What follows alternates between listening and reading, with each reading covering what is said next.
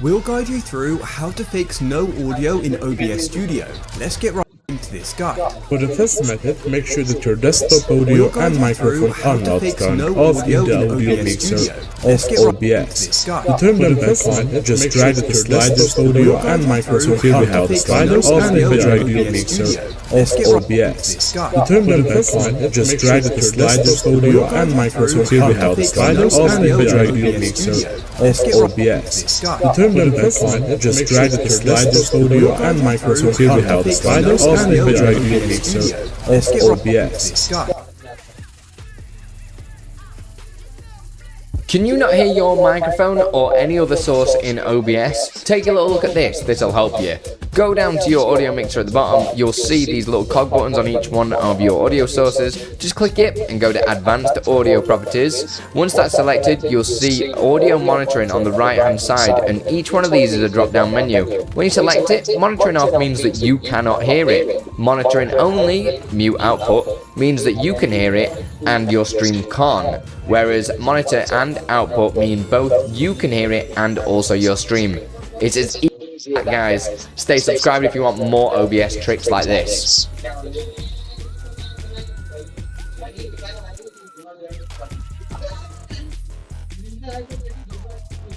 Today I'm going to be showing you the best audio settings for OBS Studio for your recording and streaming to take your audio quality from sounding like this, which is still pretty decent, to sounding like this, with a nice full podcasty quality that we're all after. These settings will work for male and female voices, and I'll show you how to tweak them accordingly, so without further ado, let's get started. So to get started here, we're going to go and add a microphone. And you'll want to go in the Sources tab under whatever scene you're doing. So right now I've got my game capture and then my screen capture just so you can see OBS, but the game capture is the same. We're going to go ahead and add this mic right here. So to add a mic, you'll go to the little plus button and then add audio input capture. You'll be prompted with a screen to name it, whatever you want to name it. And then it should show you a screen like this where you can go ahead and select your device. So it should probably be on default, but then I'm just going to select my Focusrite Solo audio interface, which is powering my Rode NT1 condenser microphone for this video. And that's the microphone I like to use. and then you can just hit OK. And that should add your microphone source, and that should also show a source right here that's labeled the same name that you named this, and you should see yourself talking. You should see these bars bouncing around. If you don't, there's some other things you can try of just making sure it's working and your mic is on, or it has phantom power or anything like that. Another thing you might notice is that it is mono, only coming out of one ear on your headphones instead of two ears, or only coming out of one speaker. You can fix that by going into the settings, making sure it's active obviously, but then checking or unchecking this mono option. You can see that right now if I uncheck it, you'll probably only be hearing me in one ear. But then if I check it, it goes back to stereo because I'm doing two channels at mono, panned left and right in my case. So you can just check or uncheck that depending on if your source is mono or stereo. That's a quick little fix for some mics that will default to mono, and you'll be wondering, why is it only coming out of one ear? So now that we have our microphone set up here, we can go into our settings, and this is where we'll set some of the parameters here. First, go to audio, and go to the sample rate. This is really crucial to make sure that this number matches the sample rate of your audio interface or your microphone. In my case, it's 48 kilohertz, but the default is usually 44.1 kilohertz for lower quality mics or just your desktop mic or phone mic or whatever. The 48 kilohertz is what my mic is at, but if you have this number set wrong, and you'll know it's set wrong because you'll start hearing a little bit of a delay or a difference in pitch in your vocals from what you actually sound like. So if it's sounding a little weird, you can go ahead and mess around with this number, but we have to make sure that that's lined up with the number that our microphone supports. After that, we can go to the output tab and then go over to audio, and then we can select our audio bitrate on track 1 by default, unless you set it to be any of these other tracks for your microphone. But I usually like it around 128. It just works well for YouTube. It requires low bandwidth for streaming and everything, but 160 also works really well. 160 and 128 are both supported by many streaming platforms. I used to have it on 160, but I'm finding 128 just works pretty much as well. So that's kind of up to you there. Obviously, you'll make sure you're in the advanced output mode in order to see those features. And once you have everything set there, you can just hit apply and then OK. And now we can get our microphone sounding really nice and full. Obviously mine does right now, but I'll show you how I did it. Head over to your microphone that you added, right click, and by the way you can always go to properties if you want to change your microphone at any given point.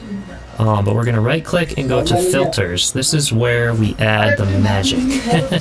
So we're going to start with adding a gain filter. And to add filters, you'll just go down here to the plus, and then you'll see gain right here, or you'll see all the other filters that I use here. I kept the names default just so that you can follow along with this. You don't need to install any additional plugins or anything for this. These are all just default installed when you install OBS Studio. So the gain here is to set our proper volume. You'll notice that mine is plus 12 decibels. My mic is a little bit quiet, so I need to raise the volume initially. And to set the gain, you'll want to just be talking and then start raising this or lowering it until your audio spikes are probably in this -15 area in the yellow here. You can see mine are just touching the red, but we'll set that later. So when you set the gain initially, make sure it's right in the yellow, you know, just in a nice little spot, but not clipping too much. Then we're going to add a noise suppression filter. And what this will do is just remove any background hiss or hum or fan noise or anything that's happening there. I have mine on good quality with more CPU usage because I have a higher end machine, but you can try either of those and see what works best for you. It just gives you a higher quality audio track. And now we're going to add a 3-band equalizer, our 3-band EQ. What this will do is just kind of emphasize or de-emphasize, subtract the tones in your voice that you like or don't like. So because I'm a male with a slightly deeper voice, I like to boost my low end just a little bit, plus 2 decibels. I like to remove a little bit of the midtones just because they sound a little bit boxy or a little bit nasally, and so I don't like them as much for my voice. And then I like to give a little bit of a boost to the highs, plus 3 decibels, just so that you can hear my S's and T's and higher sounds more clearly, so my pronunciation still sounds really good and it doesn't sound too washed out. And then if you're a female, Or with a higher voice, you may not want to do this low end boost. You might just keep that at 0. Probably just keep your midtones at 0 and then just do a subtle high-end boost, and that'll sound pretty good for the higher voices. But if you do have like higher quality headphones or speakers that have a bass or subwoofer, and you do have a deeper voice, it's sometimes nice to add a little warmth into the voice by increasing the lower end. After that, you'll set a expander, and what this does is basically limits the frequencies that can pass through. So it will take out the unwanted frequencies, and our goal here is to set it to be just the frequency of your voice. So make sure it's set to expander instead of gate up here. Make sure the ratio is 3:1. That's a nice ratio just to roll it off nicely. I'm not going to go over the big nitty-gritty tech specs of that. I produce music and everything, so some of these numbers, you know, if you're interested, you can go and look out more tutorials of why ratios matter or what it does. And then we'll deal with threshold in a moment here. We're going to set a really fast attack of 1 milliseconds. And then a release of 100 milliseconds, and an output gain. This is again where you can just mess with this slider a little bit. I usually have it at least what my gain is, so you know, around 12 there. So I'd set it to be around 12, but I boosted it just a little because I liked the sound that I got out of the expander. Then this threshold is the main thing that we're going to mess with once you've set all the rest of these. The threshold is where it will limit the frequencies to only let your voice pass through.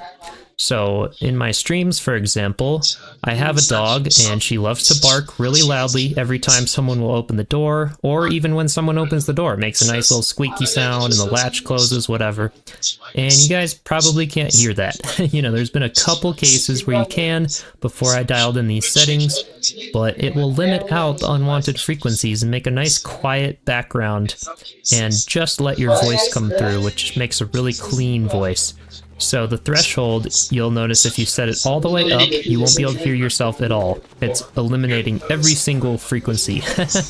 So you'll put it all the way up and then start slowly dialing it back down until you can hear yourself clearly, or you can see these audio spikes kind of in the 15 again or whatever. You'll start slowly dialing it back down, and then in my case I like it to be pretty low because I don't want to eliminate too much of my pronunciation or too many frequencies.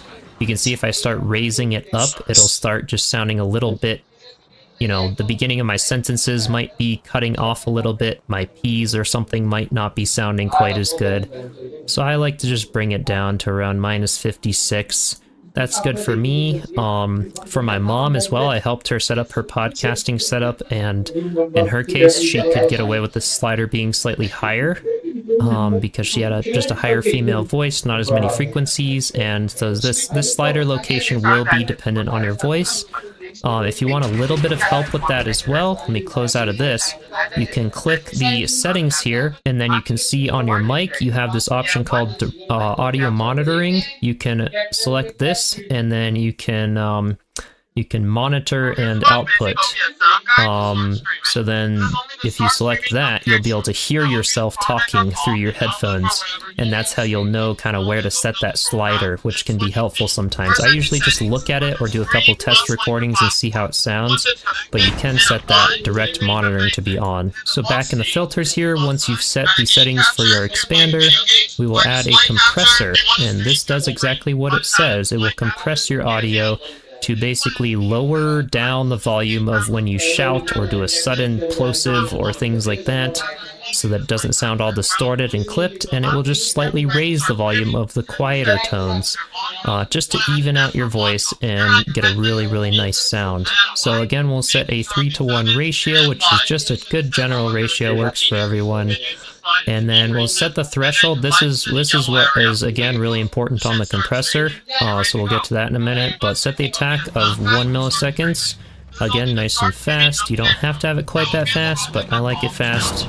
It just gives a nice punchy sound to my vocals, which I like for voiceovers and things. And then the release is 60 milliseconds, and then output gain, I did not mess with that, but if you do want more gain, you could mess with that slider. I think my voice is plenty loud enough, so I'm not going to add more gain. I just set that in the gain tab. So then the threshold is where you're going to notice the big difference. You can see if I start lowering it, my vocals will get much quieter. They're very, very compressed. It's not just taking the loud stuff off, it's just keeping my volume super boring, and it's not quite a good sound. You can see if I have it all the way up, it's not compressing at all. My vocals sound all distorted and way overblown and way too loud. So we're gonna start dialing it back. I like mine at around minus 14 decibels or whatever, to where it's just gonna start hitting that top end. And this is where we make that transition from yellow to red.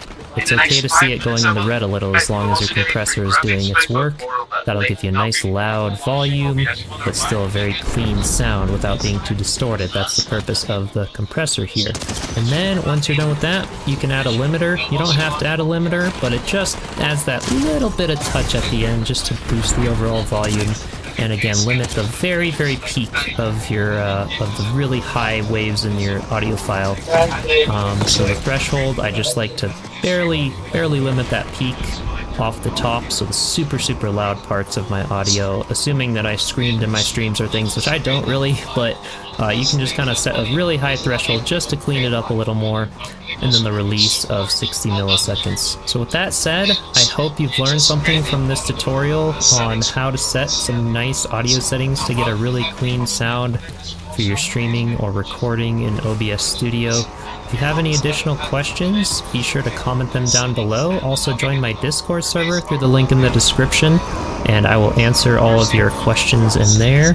But I hope you learned something from this. Be sure to subscribe and like the video if you did, and I will see you in the next one. Cheers.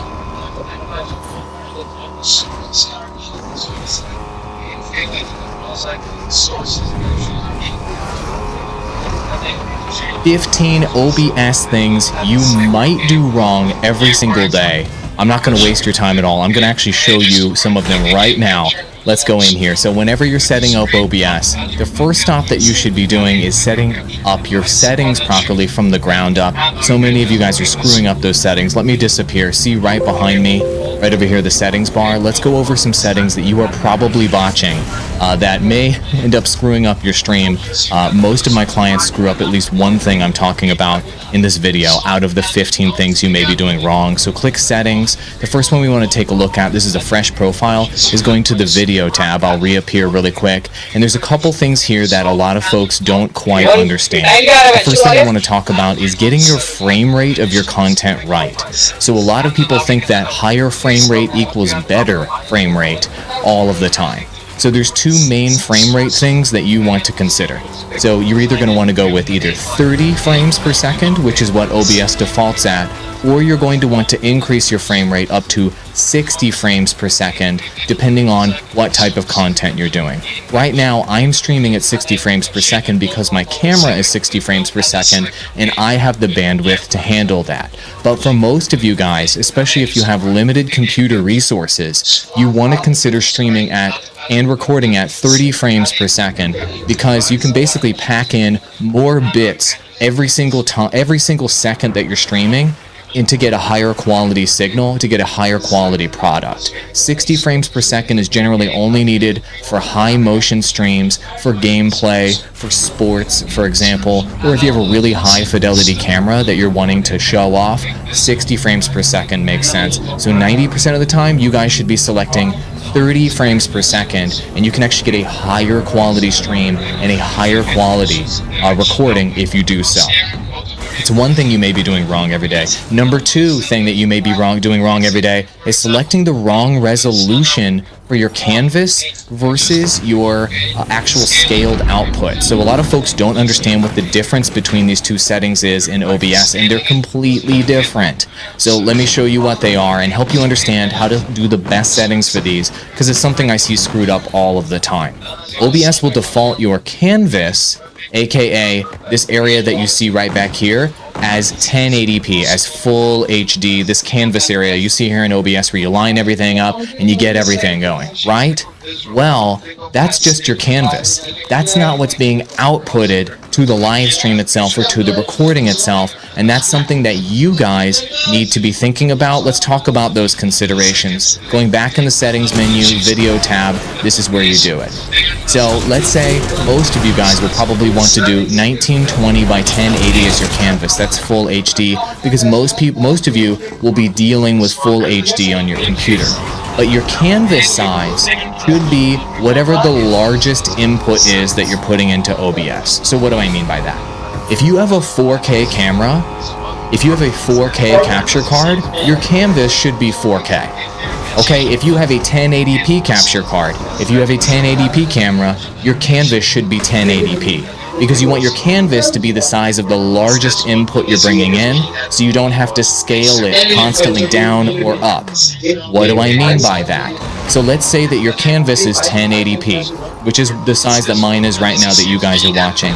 What that means is that your output can be something different than that. So let's say your canvas right here, the little black area, is 1080p, but you only want to stream in 720p. You can choose to do that with your scaled resolution, your output here, and dropping that down below 1080p. One thing that a lot of people screw up though